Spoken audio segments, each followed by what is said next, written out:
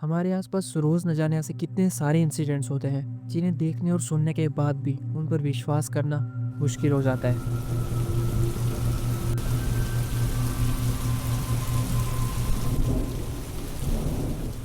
लेकिन आज से ठीक 32 ईयर्स पहले एक ऐसा भी इंसिडेंट हो रखा है जिसको सोचकर आज भी रूह कांप जाती है। ये रहा हमारी होने वाली बहू का फोटो। छोरा, ये पता करके बताओ कि कहीं हमारे होने वाली बहू का बलात्कार तो नहीं हुआ है। एक दिन अजमेर के एक लोकल साइबर कैफे पे एक फैमिली आती है। उनके हाथ में एक फोटोग्राफ होता है और वो उस फोटो को शॉप ओनर को दिखाकर ये बात पूछता है कि इस फोटो को अपने रिकॉर्ड्स में चेक करके ये बताओ कि कहीं इस लड़की का तो नहीं हुआ है। असल में ये फैमिली इस लड़की के साथ अपने बेटी की शादी करवाने वाले थे, लेकिन ये लड़की अजमेर से थी और इसीलिए ये लोग ये चीज़ क्लैरिफाई कर रहे थे कि कहीं इस लड़की के साथ तो नहीं हुआ है। आप लोग लिटरली जानकर हैरान हो जाओगे जो बातें मैं आपको आगे बताने वाला हूँ। लेकिन उससे पहले मैं आपको एक चीज़ बताना चाहता हूँ कि अगर आपने चैनल को सब्सक्राइब कर रखा है तो साथ में बेल आइकन को भी ऑल पे सेट ज़रूर से कर लेना, क्योंकि काफ़ी सारे लोगों को नोटिफिकेशंस जाते ही नहीं है। 16 मई 1992 इस दिन अजमेर के एक लोकल न्यूज़पेपर दैनिक नवज्योति उसके फ्रंट पेज के ऊपर एक ब्रेकिंग न्यूज़ छपती है, जिसको देखने के बाद अजमेर के सारे लोग उनका दिमाग काम करना बंद कर जाता है। उनको अपनी आंखों पर विश्वास ही नहीं हो रहा था जो कुछ उन्होंने न्यूज़पेपर में पढ़ा था और देखा था। असल में इस दिन अजमेर की लोकल लड़कियों की कुछ नेक फोटोज, वो भी वहाँ पे दरगाह में काम करने वाले खादिमों के साथ, वायरल हो गई थी। अजमेर को स्टार्टिंग से ही बहुत ही ज़्यादा प्योरिटी वाला शहर माना जाता रहा है, क्योंकि यहाँ पर ख्वाजा मोइनुद्दीन चिश्ती उनकी दरगाह है और यहाँ पर लोग दूर दूर से आते हैं और अपनी मन्नतें मानते हैं। लेकिन सारे के सारे लोग तब हैरान रह गए जब उन्हें ये बात पता चली कि इतने प्योरिटी वाले शहर में भी ऐसे घिनौने काम चल रहे थे। थोड़ी सी इन्वेस्टिगेशन होती है तो ये बात सामने निकल करके आई दैट यहाँ पर करीब 250 से भी ज़्यादा मासूम लड़कियों के साथ गलत काम हुआ था। ख्वाजा मोइनुद्दीन चिश्ती जब इनकी डेथ होती है तो इनकी सारी की सारी चीज़ें, जैसे कि इनकी श्राइन या इनकी जो पर्सनल चीज़ें, अब उनके ऊपर सारी की सारी जिम्मेदारी वहाँ के खादिम परिवार पर थी। लेकिन कहते हैं ना कि जो बहुत ही ज़्यादा अच्छे लोग होते हैं उनमें ही कुछ बुरे लोग भी पाए जाते हैं, और वो सेम चीज़ यहाँ पर भी हुई। कहानी शुरू होती है यहाँ से जब फारूक चिश्ती और नफीस चिश्ती, जो कि इसी फैमिली के मेंबर्स थे और यहीं पर अजमेर के लोकल थे, और इनका पूरे के पूरे अजमेर में बहुत ही ज़्यादा दबदबा था। अब अजमेर की एक लोकल कॉलेज से ये लोग कुछ लड़कों को उठा लिया करते थे और उन्हें अपने फार्म हाउस लेकर के जाते थे, जहाँ पर उनके साथ गलत काम करके उनके फ़ोटोज़ एंड वीडियोज़ बना लिया करते थे ताकि उन्हें ब्लैकमेल किया जा सके। अब इनमें से एक लड़का था जिसका नाम था रघु। यहाँ पर मैं आपको रियल नाम नहीं बताऊंगा बिकॉज मैं किसी की आइडेंटिटी को रिवील नहीं कर सकता हूँ। तो ये लोग उससे ये कहते हैं कि तू हमें किसी अपनी फीमेल फ्रेंड से इंट्रोड्यूस करवा, उसके बाद हम तुझे छोड़ देंगे। और वो इस चीज़ के लिए मान भी जाता है क्योंकि उसके अलावा वो कर भी क्या सकता था। अब ये क्या करता है कि अपनी एक फीमेल फ्रेंड थी जिसका नाम था कशिश, उसे इन लोगों से इंट्रोड्यूस करवाता है। अब जो कशिश थी वो स्टार्टिंग से ही पॉलिटिक्स में बहुत ही ज़्यादा इंटरेस्टेड थी और वो कांग्रेस पार्टी को ज्वाइन करना चाहती थी, और इस वक्त कशिश सावित्री स्कूल में 12th क्लास में पढ़ती थी। अब जो यहाँ पर फारूक चिश्ती था वो वहाँ पर अजमेर की यूथ कांग्रेस का प्रेसिडेंट था, और वहीं पर नफीस चिश्ती वो वाइस प्रेसिडेंट। अब यहाँ पर इन लोगों के लिए और भी ज़्यादा आसानी हो गई थी कशिश को ट्रैप करने में। तो ये लोग क्या करते हैं कि कशिश को ही बोलते हैं कि हमारे साथ चलो, हम कहीं बैठ कर इसके बारे में डिस्कशन करते हैं, और वो उसे ये भी बोलते हैं कि हमने तुम्हारे लिए एक पार्टी ऑर्गेनाइज करवाई है तो हमारे साथ चलो, और वो मान भी जाती है उनके साथ जाने के लिए। तो वो उसे एक वाइट कलर की वैन में डाल के किसी पार्टी वगैरह में नहीं बल्कि अपने फार्म हाउस में लेकर के जाते हैं। वहाँ पर पहुँचते ही कशिश जब देखती है तो उसे कुछ भी नहीं दिखता है, वहाँ पे कोई पार्टी वगैरह, यहाँ पे ऐसे कोई भी साइन उसको नज़र नहीं आता है। तो उसे एक नेगेटिव वाइब आने लगती है। लेकिन जब तक वो इस चीज़ को समझती तब तक बहुत ज़्यादा देर हो चुकी थी।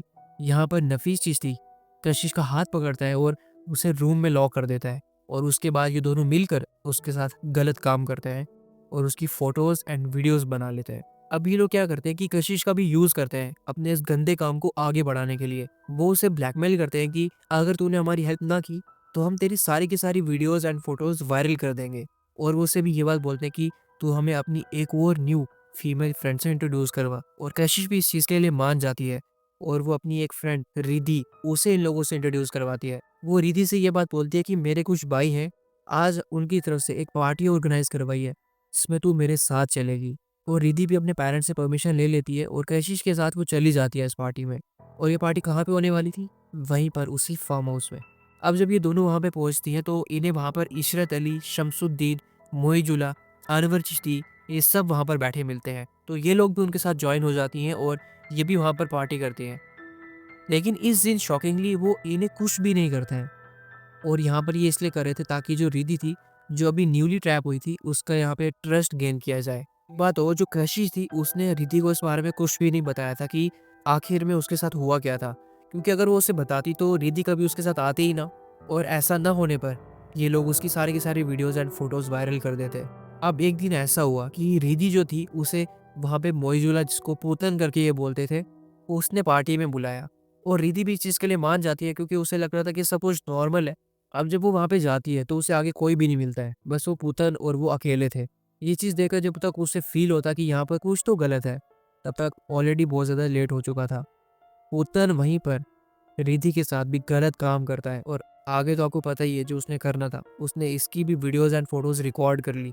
उसके बाद रिद्धि और कशिश, इन दोनों के साथ ये चीज़ें काफ़ी देर तक होती रही। ये सारे के सारे लोग मिलकर उनके साथ ही गलत काम करते रहे काफ़ी टाइम तक। आखिर में परेशान होकर ये लोग डिसाइड करते हैं कि हम वहाँ की लोकल पुलिस को ये सब चीज़ें बता देंगे। और वो एक पुलिस कांस्टेबल को इसके बारे में जब बताते हैं तो वो उन्हें एक ऑफिसर से इंट्रोड्यूस करवाता है। लेकिन उस ऑफिसर को ये सब चीज़ें पता चलने के बाद से ही उन्हें काफ़ी ज़्यादा थ्रेट कॉल आने लगता है, जिसमें यह बात बोली जाती है कि अगर तुमने ये सब चीज़ें और ज़्यादा फैलाई तो हम तुम्हारी वीडियोज़ एंड फोटोज़ को लीक कर देंगे। और तो जो पूतन था वो रिद्धि को आकर ये बात बोलता है कि जो तुम आज हमारे साथ गेम खेल रहे हो, ये सब चीज़ें हमने करके छोड़ दी है। असल में इन लोगों की बहुत ही ज़्यादा दहशत थी पूरे अजमेर में और कई बार तो पुलिस भी अपने काम करवाने के लिए इनकी फैमिली के पास आया करती थी ताकि कोई प्रॉब्लम ना आए। इनफैक्ट कई मर्तबा तो इन लोगों ने बीच सड़क में से कई सारी लड़कियों को उठाकर अपने इसी फार्म हाउस में ले जाया करते थे और वहाँ पर उनके साथ गलत काम करने के बाद ये लोग उन्हें कुछ पैसे देकर उनका मुंह बंद करवा दिया करते थे। और यहाँ पर अगर कोई भी लड़की गलती से इनके आगे बोल जाए तो वो उसे ब्लैकमेल किया करते थे, कोई फोटोज एंड वीडियोस की बातें बोल के। और इस टाइम पे अजमेर की हालत कुछ ऐसी हो चुकी थी कि काफ़ी सारी लड़कियाँ सुसाइड करने लगी थी और कई सारे लोग अपने घरों को छोड़कर कहीं बाहर माइग्रेट करने लगे थे। अब ये टाइम 1992 का था, तो इस टाइम पे फ़ोन्स वगैरह नहीं थे और ये लोग जितने भी फ़ोटोज़ कैप्चर करते थे वो अपने कैमराज में किया करते थे और उसके बाद वो अपने इन फ़ोटोज़ को डेवलप करवाने के लिए लैब्स में लाया करते थे। और उस टाइम पे उतना ज़्यादा कंप्यूटर सिस्टम था भी नहीं, तो ये सब चीज़ें वहाँ पर लोकल कोई मैनुअली ही करता था अपने हाथों से। यहाँ पर ये एक फ़ोटो डेवलपर था जो कि इन लोगों के बहुत ही ज़्यादा क्लोज़ था और उसके अच्छे रिलेशंस थे इन चिश्ती परिवार के लोगों के साथ। जब ये सारे के सारे फ़ोटोज़ उसने अपनी आँखों से देखे, जो कि उसे डेवलप करने के लिए दिए थे, तो उसके अंदर एक लालच आ गया। उसने काफ़ी सारे फ़ोटोज़ की कॉपी अपने पास ही सेव कर ली और अब ये इन सारे के सारे फ़ोटोज़ को लोगों को सेल करने लगा था पैसों में। के बाद तो यहाँ पर एक ऐसी घिनौनी हरकत भी हुई थी कि लोकल लोग जो थे वहाँ के अजमेर के, वो जिस लड़की के भी लीक फ़ोटोज़ देखते थे, तो उसे पकड़कर उसके साथ भी गलत काम करने लगे थे और उन्हें भी ये धमकी देते थे कि अगर तुमने हमारे बारे में किसी को बताया तो हम तुम्हारे फ़ोटोज़ और भी ज़्यादा शेयर करेंगे। आप समझ सकते हो कि कितनी बुरी हालत हो चुकी थी अजमेर की उस टाइम पे। काफ़ी सारी लड़कियों ने इस टाइम पीरियड में सुसाइड तक किए। रिपोर्ट्स में तो ये बात सामने आई कि करीब 9 लड़कियों ने यहाँ पर सुसाइड किया था और काफ़ी सारी लड़कियों ने अटेम्प्ट तो किया था सुसाइड करना, बट वो किसी तरह बच गई। अब जो ये फोटो डेवलपर था, इसके एक दोस्त था जिसका नाम था दिव्येंद्र जैन। वो उन्हें ये सारी के सारी फोटोज दिखाता है और ये सारे फोटोज देखने के बाद दिव्येंद्र भी शॉक रह जाता है और वो यहाँ पर इन फोटोज की कॉपी निकाल लेता है। एक कॉपी वो यहाँ पर दैनिक नवज्योति जो न्यूज़पेपर था उनके एडिटर को भेजते हैं और जो दूसरी कॉपी थी वो वहाँ पर विश्व हिंदू परिषद उनके ऑफिस में भिजवाता है। अब यहाँ पर जो मोस्ट ऑफ द विक्टिम्स थे वो हिंदू कम्युनिटी से बिलोंग करते थे एंड जो एक्यूज थे वो मुस्लिम कम्युनिटी से बिलोंग करते थे। तो इसीलिए अब यहाँ पे हालात बहुत ही ज़्यादा खराब होने वाले थे। अब एक दिन 21 अप्रैल 1992 को संतोष गुप्ता, जो कि दैनिक नवज्योति के एडिटर थे, वो यहाँ पर एक रिपोर्ट पब्लिश करते हैं न्यूज़पेपर में। लेकिन उस वक्त उन्हें कुछ भी खास रिस्पॉन्स नहीं आता है। लेकिन उसके बाद जब 15 मई 1992 को जब ये रिपोर्ट वापस पब्लिश करते हैं, वो भी फोटोग्राफ्स के साथ, तो मानो जैसे पूरे के पूरे अजमेर में बवाल खड़ा हो गया। अब यहाँ पर इसी न्यूज़ चैनल में दीन बंधु चौधरी करके एक बंदा काम किया करता था। वो ये बात बोलता है कि लॉ इन्फोर्समेंट को ऑलरेडी ये सब चीज़ें पता थी, पुलिस को भी इस बारे में सब कुछ पता था, लेकिन उसके बाद भी किसी ने इसके खिलाफ कार्रवाई नहीं की। इस पूरे के पूरे केस में अराउंड 19 एक्यूज थे, जिनमें से मेन थे फारूक चिश्ती और नफीस चिश्ती, जिनको उस टाइम पे एफआईआर रजिस्टर करके अरेस्ट कर लिया गया था। और फाइनली आज करीब 32 ईयर्स के बाद यानी 24 अगस्त 2024 को इस केस की लास्ट हियरिंग थी, जिसमें करीब 6 लोगों को उम्र कैद की सज़ा सुना दी गई और जो बाकी के लोग थे उनमें से 8 को 1998 में ही उम्र कैद की सज़ा हो चुकी थी ऑलरेडी। लेकिन कुछ रिपोर्ट्स ये बताती हैं कि जो फारूक चिश्ती है उसे बेल मिल चुकी है और वो आज भी आज़ाद घूम रहा है, जिससे हमें ये चीज़ समझनी चाहिए कि हमारी जुडिशरी की क्या हालत बन चुकी है आज। बाकी आई होप आपको ये वीडियो पसंद आई होगी। अगर आपको ये वीडियो पसंद आई होगी तो चैनल को सब्सक्राइब ज़रूर से करना।